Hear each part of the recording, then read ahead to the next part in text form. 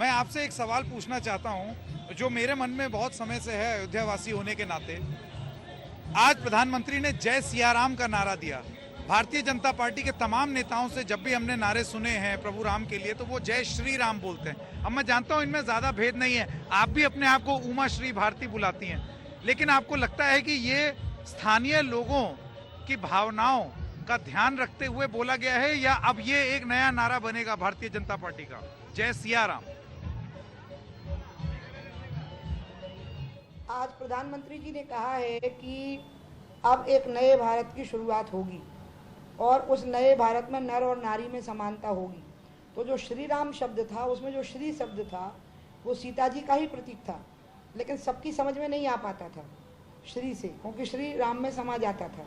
तो सिया का नाम लेकर के उन्होंने आगे स्त्री और पुरुष के समान अधिकारों का समान रूप से सम्मान हो उनका, और सभी लोगों को सम्मान पूर्वक जीने का अधिकार इस देश में मिले, ये बात उन्होंने एक रूप से प्रतिपादित की है।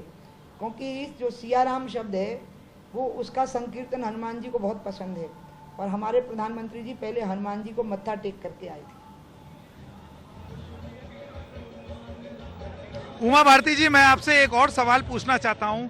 शांति और सद्भावना बनाए रखने के लिए आपको क्या लगता है आगे क्या कदम उठाए जाने चाहिए और इसकी पूरी जिम्मेदारी किसके पास हो? देखिए, मैं आज आपसे इतिहास पर सवाल नहीं पूछूंगा, जो बीत गई सो बात गई। आगे अच्छे भविष्य के लिए किसकी जिम्मेदारी है कि वो सफल और शांत हो अयोध्या के इर्द गिर्द?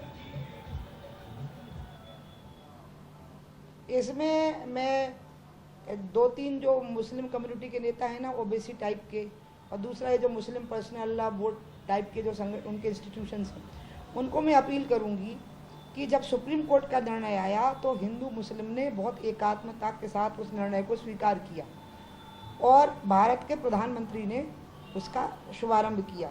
ये मक्का मदीना, जामा मस्जिद, दरगाह शरीफ या हाजी मलंग के जैसा रिलीजियस इम्पोर्टेंस का स्थान नहीं था मुसलमानों के लिए। बाबर एक विदेशी हमलावर था, भारत में आया और मरा भी यहाँ नहीं, उसकी कब्र काबुल में है। इसलिए भारत के मुसलमानों के साथ उसका कोई सेंटिमेंटल कनेक्शन है नहीं, ये ज़बरदस्ती उसकी करते हैं कनेक्शन उसके साथ। इसलिए शांति और सद्भावना इस देश के मुसलमान के मन के अंदर है।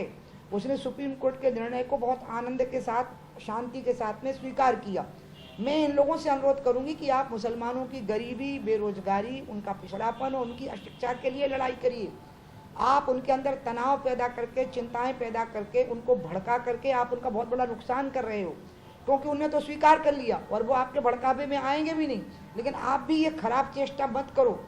आपकी भी कुछ जिम्मेवारी बनती है इस देश की मुस्लिम कम्युनिटी के लिए कि वो लोग आराम से रहें, शांति से रहें, हिंदू भी आराम से रहें, वो भी आराम से रहें। आज की घटना के बाद और सुप्रीम कोर्ट के निर्णय के बाद ऐसी स्थितियां देश में बनाई जा सकती हैं कि ईद की सेवैयां हिंदू के घर में बने और दीपावली के दिए मुसलमान के घर में जलें, ऐसा भी माहौल बनाया जा सकता है। और इसलिए मैं इन लोगों से अपील करूंगी कि माहौल मत बिगाड़ो। नहीं, अब मैं एक सवाल आपसे ये पूछना चाहता हूँ। आज ही असदुद्दीन ओवैसी की तरफ से एक बयान आया जिसमें उन्होंने एक पुरानी तस्वीर लगाई है बाबरी मस्जिद की और कहते हैं बाबरी जिंदा है। आपको लगता है जो मामला अदालतों ने सेटल कर दिया, अब यहाँ मंदिर बन रहा है, उसमें इस तरीके की बात करने से तनाव और बढ़ेगा? बिल्कुल नहीं बढ़ेगा। आप पक्का मानिए, आप देख लीजिएगा, कुछ नहीं होगा, क्योंकि मुसलमानों को इनकी असलियत समझ में आ गई। मुस्लिम परस्ती की राजनीति करने वाले नेता 10-10, 20-20 साल सरकार में रहे हैं। उत्तर प्रदेश में सपा और बसपा का भी राज रहा और देश में अभी ही कांग्रेस का राज गया है 6 साल पहले। इनने मुसलमानों के लिए कुछ भी नहीं किया, उनके लिए रोटी और रोजगार के लिए। अब मुसलमान नौजवान और लड़के लड़कियां पढ़ने लिखने लगे हैं, उनकी समझ में आ गया है कि धर्म के नाम पे हमको भड़काया जाता है। और दूसरा, उनको समझ में ही नहीं आ रहा है कि जो बाबर भारत के बाहर से आया, मरा भी वहीं, उसकी कब्र भी भारत में नहीं है, उसकी याद की बनी हुई कोई चीज़ के पीछे पूरे देश का मुसलमान कैसे जुड़ जाएगा उसके साथ में? और जबकि हिंदुओं के लिए एक महत्व का स्थान था। और इसलिए आज के बाद से इस देश में शांति और अमन चैन रहेगा। इनके बोलने से कोई फर्क नहीं पड़ेगा। ये बोलने की कोशिश करेंगे तो इनका अस्तित्व मुसलमान खुद मिटा देंगे। जब रिएक्ट नहीं करेंगे तो इन चीज़ों का वजूद ख़त्म कर देंगे। लेकिन ये अच्छी बात नहीं है कि ये सुप्रीम कोर्ट के डिसीजन को ये कह रहे हैं कि वो हिंदुओं को अपीज करने के लिए दिया गया। ये गलत बात है। इसका मतलब आप इस देश के संविधान और कानून को नहीं मानते। जी, लेकिन इससे जुड़े दो एक सवाल ये हैं कि अदालत ने भले ही ये फैसला टाइटल सूट पे फैसला दे दिया हो, लेकिन जिस तरीके से बाबरी मस्जिद ढहाई गई थी वो आपराधिक मामला अभी भी चल रहा है। तो आपको लगता है कि इस चीज को नहीं भूलना चाहिए? क्योंकि अच्छा आज जिस तरीके का एक फंक्शन हुआ। जी, इट्स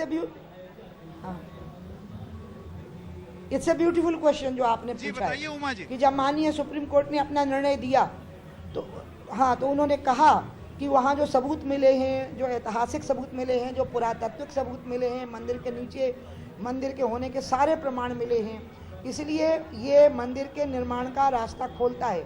लेकिन उन्होंने ये भी कहा कि उस दिन 6 दिसंबर को क्या इसमें कोई साजिश थी, क्या ये साजिश के अंतर्गत गिराया गया, वो एक अलग विषय है।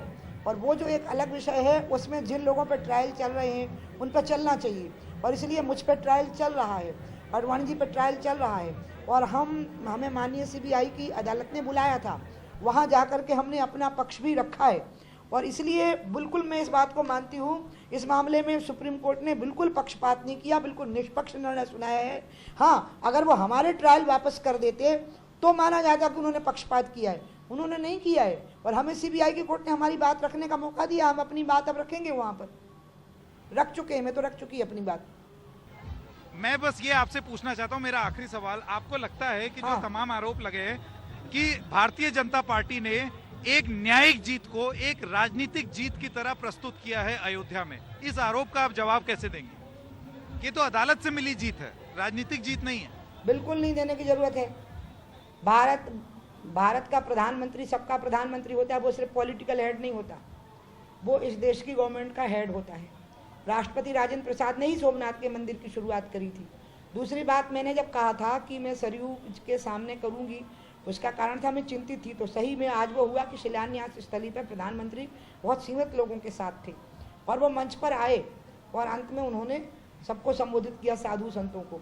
और इसलिए ये सारी बातें ही बिल्कुल बेमानी हो जाती हैं जब हम इस बात को ध्यान में रखते हैं कि प्रधानमंत्री भारत के प्रधानमंत्री हैं और वो एक आस्थावान व्यक्ति हैं, लेकिन साथ में वो भारत के प्रधानमंत्री भी हैं। और आज जो उनका उद्बोधन हुआ, उस उद्बोधन में उन्होंने सबका सम्मान किया। उन्होंने अजमेर का भी जिक्र किया है आज के उद्बोधन में, उन्होंने मलेशिया और कंबोडिया का भी जिक्र किया है आज के उद्बोधन में। और उन्होंने जिस तरीके से राम के नाम की महिमा बताई कि वो सर्व धर्मों में स्वीकृत एक ऐसा नाम का चरित्र है जो जिसका सभी लोग सम्मान करते हैं, और अयोध्या का भी सभी लोग सम्मान करते हैं। आज तो राष्ट्र की एकात्मता का संदेश दिया है। और आज एक अच्छी बात ये हुई कि मेरे को मन में था कि मैं सरयू के किनारे रहूंगी, लेकिन आज मुझे एक पहली बार एक बात कही गई कि आपको अयोध्या में अपना अहंकार लग रहा है क्या, कि आपने कह दिया कि सरयू के किनारे रहना है तो मैं वहाँ नहीं जाऊंगी। मैंने कहा नहीं, मैं रामलला के लिए अहंकार त्यागती हूँ और मैं वहाँ पहुँचूंगी, नहीं तो मेरे मन में था कि मैं सरयू के किनारे पर रहूँगी उस समय पर। इसलिए हम सब रामलला में पूरी तरह से समाहित हैं, हमारे मन में किसी के लिए कोई भेदभाव नहीं है। आज के बाद मंदिर के निर्माण के साथ एक शुरुआत हुई है सद्भावनापूर्ण राष्ट्र की, सब लोग शांति से रहेंगे।